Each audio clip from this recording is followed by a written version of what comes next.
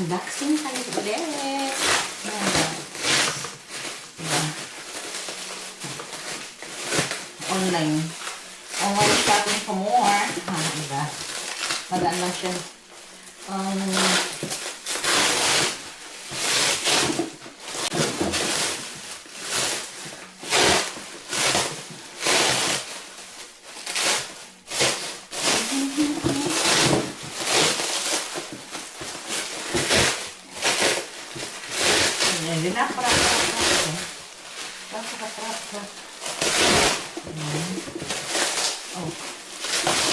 So, ito guys.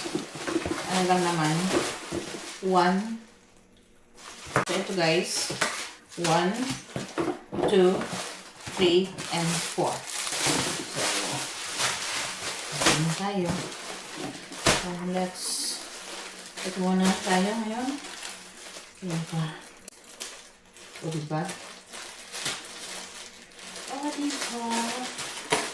So, oh, this is, okay, my pajama. It's a pajama. Oh, ayan o. Diba? V-shape. Kasya ba ito sa akin? Nababanat naman siya, diba? Banat na banat ko. So, ayan. O, diba? Kasya naman sa akin, diba? And the pants. So, ito yung pants niya. Ayan. So, ayan.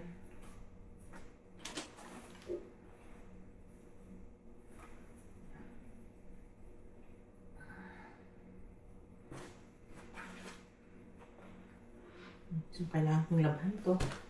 Ay, ano pala to guys? Dun sa loob niya is my inner, ano siya, ayan o. Yung pads niya. Inner padding.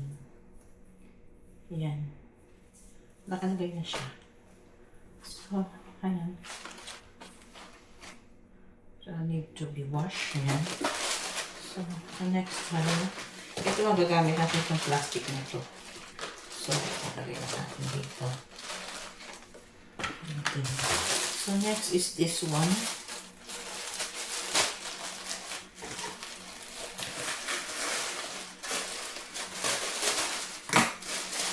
Okay. My... Ay, hindi pala. Naduduling na ako. Ito yung shorts naman siya. Shield. O, diba? May shorts ako. Shield.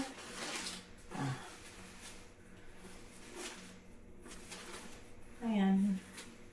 Grabe naman yan pag hindi magkasya sa akin, di ba? Oh.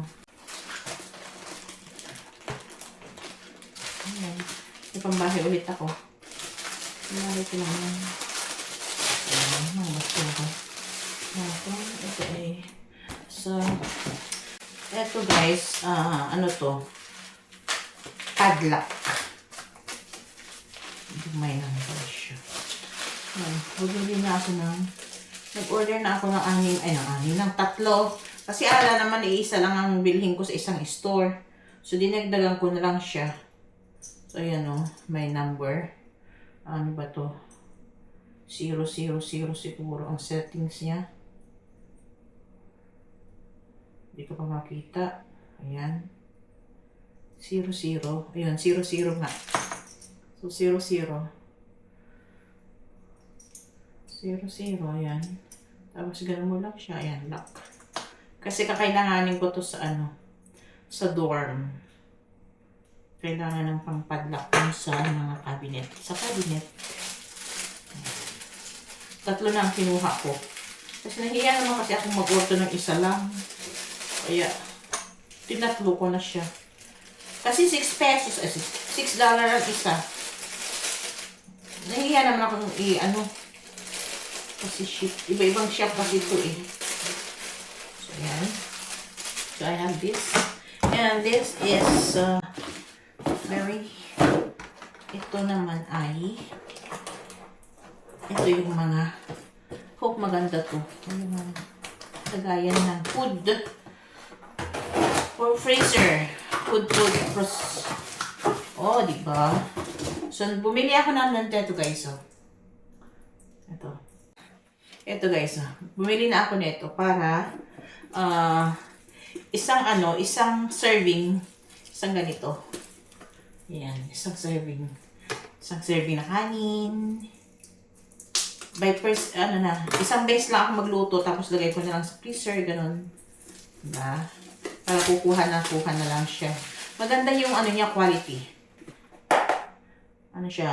Pwede sa microwave. Maganda yung quality niya, oh. This one is, mura lang to eh. Makapal din siya. Pang talaga ilagay sa freezer, for freezer purpose. Yun ang purpose ko. Para isang lutuan, tapos lagay ko lang sa, wait. Hindi ko mabasa kasi wait. Heat resistance. Cold resistance capacity. 280. So, 280 yung malalagay niya. 280 ml. May certification siya. Ayan. Maganda siya. Hindi siya maamoy. Ayan. So, mayroon ako ditong see? I have kailangan na buksan to. 1, 2, 3, 4, 5, 6, 7. 1, 2, 3, 4, 5, 6, 7. 7 days. O, diba? So, since lang naman, once a day lang naman din ako nagra-rice. So, pwede na yun. For 7 days. Kung magra-rice ako. Pero, ang ko naman dito, ang purpose ko, yung ulam ko. Isang lutuan na lang, tapos ilalagay ko lang sa freezer. Ito ngayon, huhugasan ko ito guys, para lalagyan ko siya ng foodie. Yan. Okay! Thank you sa pagsama sa akin sa aking pagbubukas ng aking mga pinamili na naman sa online.